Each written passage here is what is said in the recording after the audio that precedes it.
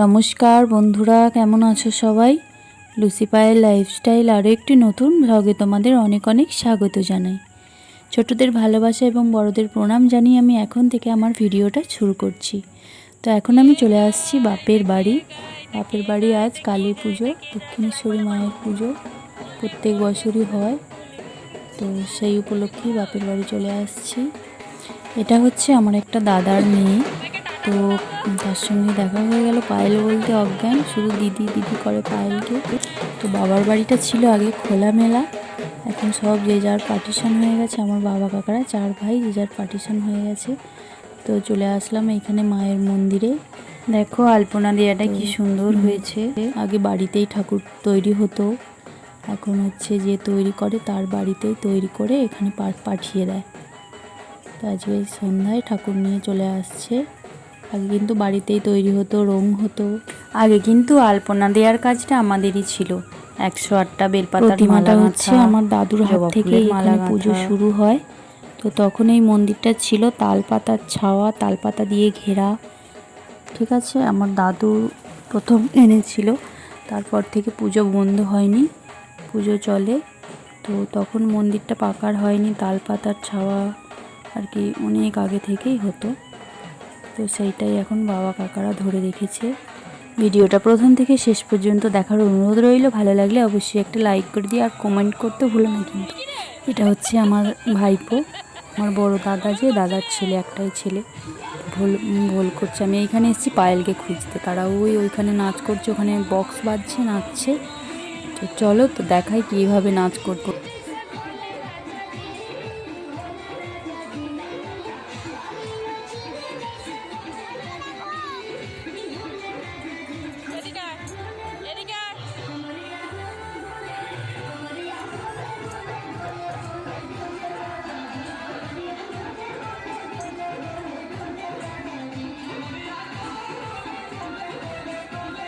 তো এইখানে ওরা আনন্দ করছে, আর দেখিয়ে দিই যে বক্সগুলো কোথায় আছে দেখে নিই। বক্সগুলো ওইখানে, বৃষ্টি যেহেতু বৈশাখ মাস, ঝড় বৃষ্টি তো এমনিতেই হবে, সেই জন্যই আর কি এই যে ত্রিপল চাপা দিয়ে রাখা আছে, এইখানেই আছে বক্সগুলো। বাবা কাকারা 4 ভাই, তো এইখানেই হচ্ছে শেষ আর কি ওদের এইখান পর্যন্তই জায়গা। তো বিশাল বড় এরিয়া নিয়েই আর কি ওদের ভিটে। তো চলে আসলাম, এটা হচ্ছে ছোটো কাকুর বাড়ি পিছন দিকটা। এবারে চলে যাব রান্না বান্না কী হচ্ছে তোমাদের সাথে শেয়ার করে নিই। আমাদের যেহেতু আসতে অনেক লেট হয়ে গেছে, তো সেই জন্য সবজিপাতি রান্না হয়ে গেছে। লাস্টে ওই পাঁপড়টা বাকি ছিল, আর হচ্ছে লুচিটা ভাজতে বাকি ছিল। এখানে পাঁপড় ভাজা হচ্ছে, তা তোমাদের সাথে শেয়ার করছি। এটা হচ্ছে একটা দাদা, মাসির ছেলে রান্না করছে, আর একটা কাকা একটু হেল্প করছে আর কি। তো সবাই বলছে যে রান্না শেখাচ্ছে, আমি বলছি হ্যাঁ, পাঁপড় ভাজা শেয়ার করছি সবার সাথে, কীভাবে পাঁপড় ভাজতে হয়। তো এখানে ভেজে নিচ্ছে। আগে পাঁপড়গুলো কেটে নিয়েছে, গোল বড় বড় পাঁপড় কেটে নিয়ে এইভাবে করে ভেজে নিতে। এটা হচ্ছে আমার বাপের বাড়ি, মানে আমাদের মানে আর কি বাপের বাড়ি আর কি, বাবার বাড়ি যেটাকে বলে আর কি। এখন আর আমাদের বাড়ি নেই, যেহেতু বিয়ে হয়ে গেছে। তো এই যেখানে রান্না হচ্ছে ওই কোণে হচ্ছে ঠাকুরের মন্দিরটা। তো এখানে লুচি বেলাবেলি হচ্ছে। আমার বাবা ওই যে ময়দাটা কেটে নিচ্ছে, আর একটা বৌদি গোল করছে, আর বাকি সবাইরা বেলাবেলি করছে। আমি যেহেতু সন্ধ্যার পরে এসেছি, তাই জন্য কী সবজি রান্না হয়েছে সেই সব মানে মিস করে গেছি। তো রান্না বান্না হয়ে গেছে, এখানে আমি খেতে বসে পড়েছি। এবার তোমাদের সাথে শেয়ার করবো যে আজকে কী রান্না হয়েছিল। এইখানে আমার জেঠুর মেয়ে, বড় দিদি আর কি, সে মজা করছে যে বেগুনটা কাঁচাই রয়ে গেছে, ভাজেনি, যেহেতু বৃষ্টি হয়েছে। আসল কথা হচ্ছে সে একটা বোন বেগুন নিয়ে এসেছে, তো ওকে দেওয়া হয়েছে। ও মানে আর কি রাত্রে খাওয়া দাওয়া করে বাড়ি চলে যাচ্ছে। ও মানে ওটা হচ্ছে একটা ভাই, মানে দাদার আর কি বউ, তো ওর সঙ্গে ইয়ার্কি করছে। বেগুনটা ভাজা হয়নি, যেহেতু বৃষ্টি হচ্ছে, ওরকম করে ইয়ার্কি করছে। তো এইখানে হচ্ছে ঝুরি ভাজা দিয়ে দিয়েছে, ঝুরি ভাজা, লুচি,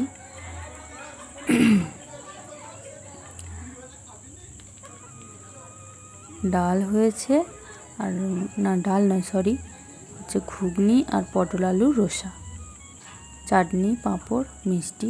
আজকে এটাই ছিল মেনু। তো চলো আমরা খাওয়া দাওয়া করে নিই। তো তোমরা ভিডিওটা দেখতে থাকো, ভালো লাগলে অবশ্যই একটা লাইক করে দিও। তো এইখানে আমি একটা শর্ট ভিডিও, মজার ভিডিও করছি, সেটাও তোমাদের সাথে শেয়ার করলাম। তো এই শর্টে দেওয়া আছে, তোমরা কিন্তু দেখে নিতে পারো ভিডিওটা। তো এখানে আমরা হাসছি, মজা করছি, খাওয়া দাওয়া করছি।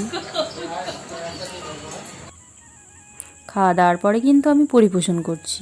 তো বড় একটা চিকচিকি নিয়েছি, তাতে আবার পাঁপড় আছে। আমি একটু ভুলভঙ্গি করছি যে পাঁপড় মানে আমাকে আমি যে বড় চিকচিকিটায় কীভাবে পাঁপড় দিচ্ছি সেটা আমাকে তুলে তুলে দেখা, সেটাই একটু ভিডিও করে নিয়েছি। তো দেখো, পাঁপড় হিসাবে পাঁপড়ের চিকচিকিটা বড্ড ছোট হয়ে গেছে, তাই না? দাদা দিদিরা কোনো অনুষ্ঠানে বাপের বাড়ি যখন একত্রিত হই, পিসিরা, তখন কিন্তু ভীষণ মজা হয়। তো এখন চলে আসলাম পুজোর কাছে।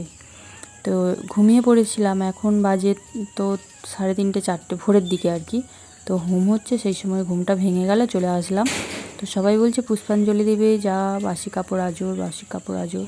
বলে বাসি কাপড়টা ছেড়ে নিয়েছি হচ্ছে পুষ্পাঞ্জলি দেওয়ার জন্য।